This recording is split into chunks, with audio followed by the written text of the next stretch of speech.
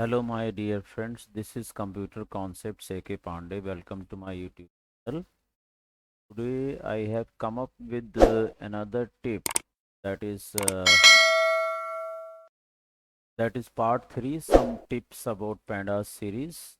दो पार्ट्स मैंने शॉर्ट्स के फॉर्म में आपको दिया है. ये तीसरा पार्ट है जिसमें मैं ये दिखाना चाहता हूँ कि सीरीज का साइज इम्यूटेबल है. ये किस तरह से इम्यूटेबल इम्यूटेबल का मतलब क्या है और वैल्यू म्यूटेबल है. Each element in the series can be labeled with unique index, which can be any hashable type. Hashable data means index value of data elements that help fast data access. Here it is series having unique index labels XYZ, by default 0, 1, 2, 3, and values may be any 10, 20, 30, whatever. So size of the series can be changed dynamically by adding or removing elements. देखिए, size जो है वो आप add करेंगे कुछ element तो size बढ़ेगा, और ड्रॉप करेंगे तो डिलीट होगा और साइज घटेगा. तो साइज किस तरह से सीरीज का इम्यूटेबल है, इसका क्या मीनिंग है. वैल्यू म्यूटेबल है, वैल्यू आप बदल सकते हैं, 10, 20, 30 कर सकते हैं, कोई भी वैल्यू चेंज कर सकते हैं, लेकिन साइज किस तरह से इम्यूटेबल है. Let us discuss this thing कि ये क्या चीज़ है, इम्यूटेबिलिटी क्या चीज़ है. When we modify existing series by adding more elements or delete an existing element, the size is changed. Python allocates new memory cell for the resulting series. इसका मतलब जो है पाइथन रिजल्टिंग सीरीज के लिए नया cell allocation करता है, तभी तो इम्यूटेबल होगा. अदरवाइज तो अगर सेम से मेमोरी सेल में इन प्लेस जिसे आप कहते हैं उसी में अगर ये चीज़ हो जाती है तो क्या हो जाएगा, म्यूटेबल हो जाएगा. Because size of the series is immutable, so that is why ये कॉन्सेप्ट आना चाहिए कि न्यू मेमोरी सेल अलोकेट होना चाहिए सीरीज के लिए. This allocation and deallocation of the memory cell is done by Python memory management system automatically. ठीक है.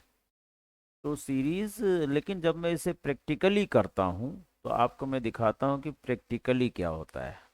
प्रैक्टिकली मैं आपको ये दिखाता हूँ. देखिए, एक मैंने सीरीज बनाई 10, 20, 30. आपका सीरीज में 3 एलिमेंट हो गया.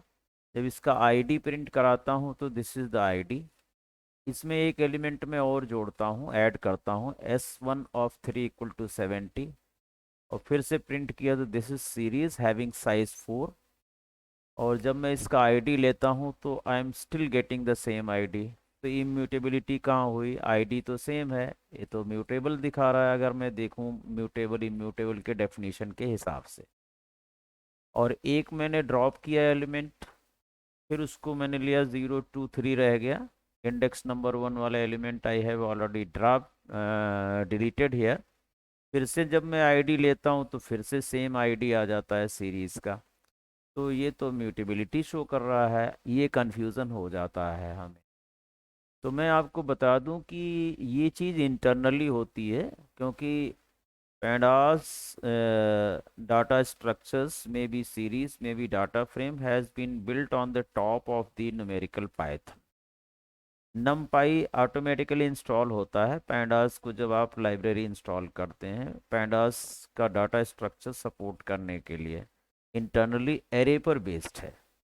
अर्थात जब भी हम कोई सीरीज बनाते हैं तो नई एक एक एरे अलोकेट होती है इंटरनली अंदर, और वो सीरीज को मेंटेन करती है.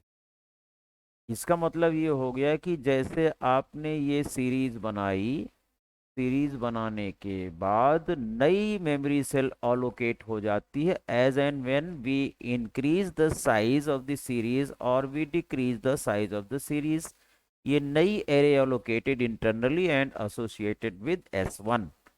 Here also, while we delete, that means while the size of the series is shrinked, then also a new array is allocated internally, और वो आपके किसी नई मेमोरी सेल में नया एरे अलोकेट होगा. और जब भी साइज घटेगा या बढ़ेगा और फिर वो S1 के साथ एसोसिएट हो जाएगा। फ्रंट से आपको S1 के आईडी में कोई भी परिवर्तन, कोई भी चेंज दिखाई नहीं देगा। ये इसका जो बेसिक कॉन्सेप्ट है। इसके लिए मैंने एविडेंस ढूंढना चालू किया काफ़ी, तो मुझे नेट पर कुछ बातें किसी फ्रेंड के माध्यम से ये मिली हैं। आप यहाँ से देख सकते हैं, appending and deleting are allowed but it does not necessarily imply the series is mutable. Series data frame are internally represented by numpy arrays which are immutable fixed size to allows arrays fixed size होती हैं, mutable होती immutable होती हैं। आपको पता होगा array का concept जिन्होंने पढ़ा है। हालांकि इतना डीप बच्चों के लिए 12th क्लास में नहीं है, बट फिर भी मैंने इस कॉन्सेप्ट को देने की कोशिश की है for others to allow a more compact memory representation and better performance. When you assign a series, you are actually calling this series dot set item, which then delegates to nd frame dot underscore loc underscore, which creates new array. This new array is then assigned back to the same series. Of course, as the end user, you don't get to see this. मैंने बताया आपको, giving you the illusion of the mutability.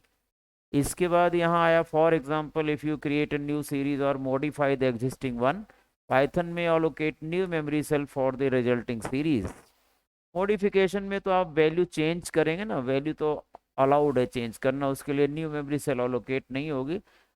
Size जब बढ़ेगा और घटेगा, that is when we add an element और when we delete an element from the series. In that case new memory cell is allocated and which is assigned to the existing series. An old memory cell may be released by the garbage collector when it is no longer in use. तो मुझे लगता है कि ये topic मैं आपको clear कर पाया कि ये सारा मेमोरी सेल का गेम है और memory cell is being maintained by the numerical Python array. ठीक है, against every series when the element is added और रिमूव्ड फ्रॉम द सीरीज। ठीक है, और वैल्यूज की जहां बात है, म्यूटेबल है, इसलिए वैल्यूज के केस में अगर आप कोई वैल्यू एग्जिस्टिंग वैल्यू चेंज करते हैं तो उस केस में आपका न्यू मेमोरी सेल अलोकेशन नहीं होता है, नई एरे क्रिएट नहीं होती है। ठीक है, तो that's it for this video. अगर आपको ये वीडियो अच्छा लगा हो तो लाइक और शेयर करें, नए हैं तो सब्सक्राइब कर लें चैनल को, और कोई कमेंट है और कोई अच्छा सुझाव है इस टॉपिक से रिलेटेड तो please please please comment section में अपने सुझाव लिखें। Thank you very much for watching.